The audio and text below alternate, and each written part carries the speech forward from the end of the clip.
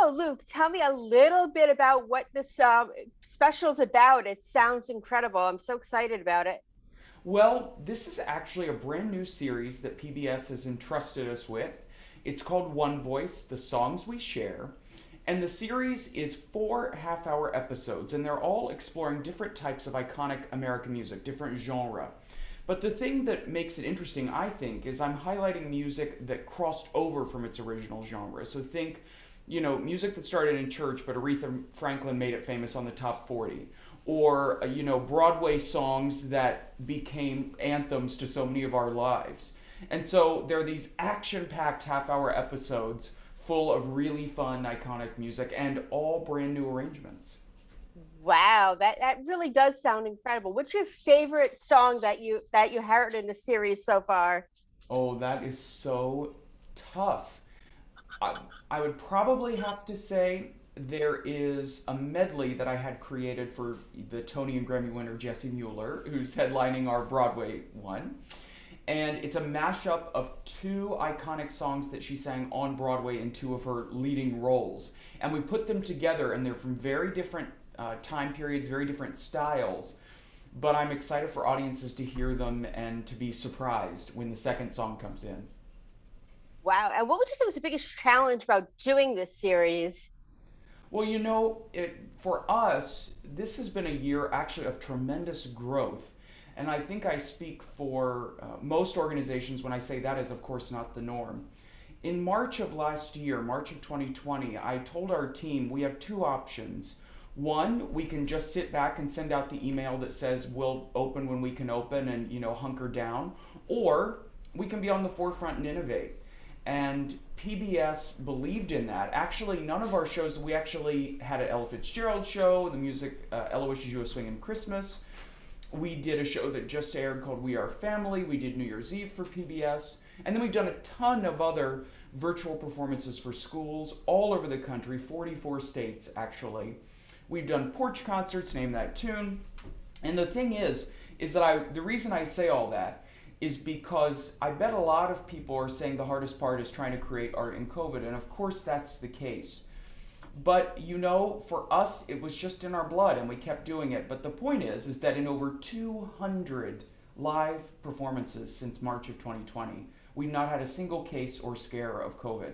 And now I think we're all lucky and blessed to say we're at that vaccination finish line where all of those that can get vaccinated can get vaccinated, and it's making us feel so much better. But the most difficult thing is staying the course, and believing in what we're doing and believing we can make it happen, and then feeling the immense pride when a small organization that receives no state or federal dollars, by the way, not a single bit of money from them, which would have been very helpful, I can assure you.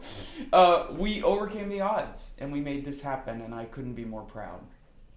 And what's one song you wanted to feature but you couldn't in this particular four-part series? Oh, that is so hard. Well, here's the crazy thing, Sammy, is that I'm trying to put all of this music in half hour. It's crazy. And then, of course, for television, it's not really a half hour. It's 20 some minutes with spots at the beginning and end. I would have to say, gosh, that's a really good and difficult question. Because the good news is since it's my orchestra and I pick everything, I think I got what I wanted covered.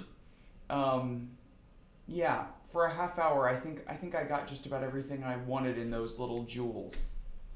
And are we going to see more of this in the future? Absolutely. So these are the first two of the series, actually, and then we have two more. But I also can alert your fans and listeners that APO is in talks to do a whole lot more shows for PBS. So get to know us via these fun half-hour episodes this week. And then check out online. We've got a lot of, if you go to pbs.org and you type in The American Pops or Luke Frazier, you'll find a lot of content from the shows you may have missed. And if you have Passport on PBS, which is kind of their subscription service like Netflix or Hulu, you can actually go and watch those full concerts.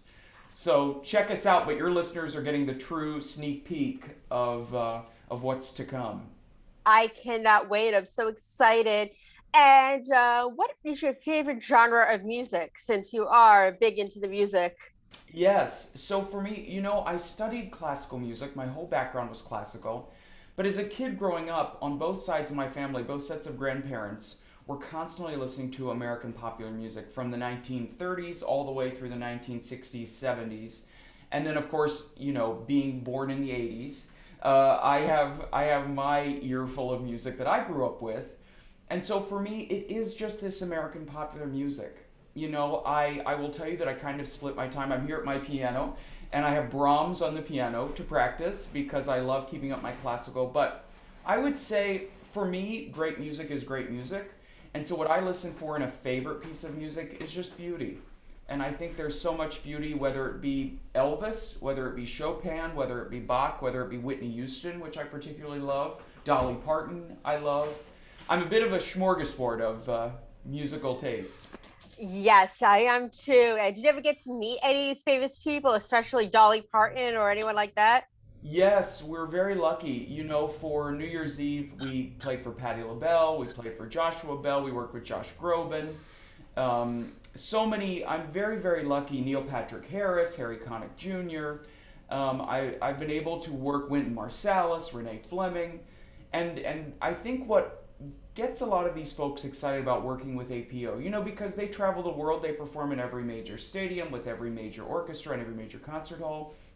What we've been told over and over again is that they love our fresh take and our commitment to bringing in new audiences. I think so often they're used to playing for their standard audience, the people that have known them for 20 years, 30 years. And what they love is when they come work with us, they see that long established 30 year plus following, but then they see young people who never come out to orchestra concerts and they're feeling it and hearing it for the first time. And so we're lucky that a lot of those celebrities put their trust in us. And in all these upcoming TV shows, you better just watch out for the stars that are going to be in them. I am so excited, and I love that. Actually, it's funny you mentioned that because my best friend is super into Hanson, and she went to their orchestra concert and showed me like, some of the stuff, and I was like, "That is amazing." It's amazing what you can do with the orchestra these days. Yeah, well, I think it's funny when you say the word orchestra, especially to people of our generation, Sammy. A lot of people think they have this conception that you have to dress up in suits and ties and you have to go sit for 2 or 3 hours and they're thinking about leaving at intermission because they're tired because they had a long day and they're not feeling like it connects to them. And what I love is we turn that on our head and we make it an enjoyable experience. And for me, I often think, it's great to pick music that I want to program. But if I'm not picking music that I think is going to immediately connect with my audience, then I don't feel like I'm doing my job. So, and that, like I said, that can be Ella Fitzgerald all the way to our holiday drag concert and everything in between. We hit all kinds of music. Nice. And one thing I like to ask the people I interview is tell me a fun fact about yourself that might surprise your fans. Yeah, so for me, I have to find a lot of recharge time. And I do that in ways, I grew up in West Virginia. And for me, so much of my upbringing was spent out gardening.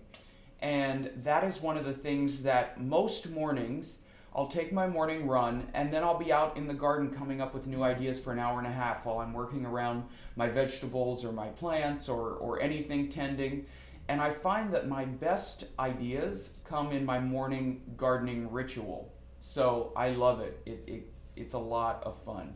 And by the way, other fun fact, one of the other things I just love and go back to on TV is I am a major Office fan. So I probably watched the series The Office, I don't know, 5, 6 times all the way through, and I couldn't love it more. Oh my gosh, yes, it's such a good show. And I always try to incorporate it. That's what she said, at least once a day. Yes, You yes. have to, you have to. You can't, you just can't. I mean, it's such an iconic show that, Oh, brilliant writing.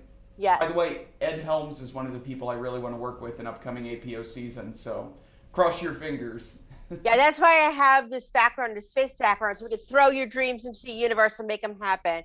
So you Well, hear that, Ed? We want Luke to work with you. yes, exactly. We're putting it out in the universe through Sammy. I love it. Nice. And other than The Office, what do you like to watch on TV? I recently have been rewatching Grace and Frankie. I love that. And the other thing about me is I'm almost exclusively read nonfiction, and I love documentaries. So one time I was lucky enough to sit next to Ken Burns at an event, and I was telling him that, and this is maybe embarrassing, Sammy, but I'm just going to lay it all out for you.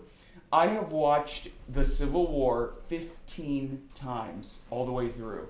So, again, another thing that I go back to and back to, I think, again, focusing on American popular music, which is what I do most days, I think we can't really do it justice unless we know the history that created it.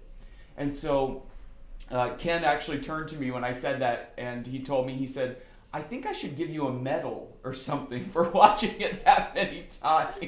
Oh wow, And yeah, we're queuing up for 16 and 17. So, very good, very nerd nice. alert, right? Hey, hey, I used to go to Civil War reenactments because they used to have them by where I lived when I was in high school. And I used to volunteer at it every year, and I loved it. Amazing. Yes, I love learning about all that stuff as well. And where can we find you on social media so we can follow your incredible career? Well, that's very sweet.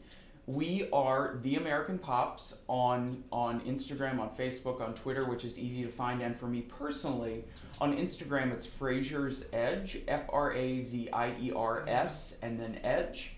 And on Facebook, it's Luke Frazier. And my personal account hit the limit, but I do have a professional account on Facebook as well. But follow me on Instagram. It's where I post so many things. I occasionally post garden pictures, but it's a lot about, I just want people to know me. I'm not one of those social media folks that, overstage and overpose and my life looks perfect. I want everyone to just know me.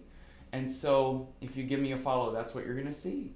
Well, I'll certainly send you a follow, and you are going to see new pictures of my new goddaughter because she's a week old Oh, now. So you're going to see tons of pictures of her. beautiful. Yes, so you're gonna. That's what I warn everybody. You're gonna see tons of pictures of on all my social media of spamming with the baby. So Oh, well, that's so wonderful. That's the good energy we need in this world, right? New uh, life, new birth, new energy. exactly. And I hope you have a very happy birthday, and we will talk again soon. Thank you so much, Sammy. It's a treat to be with you. Likewise. You have a good day. You too. Bye Thanks. bye. Goodbye.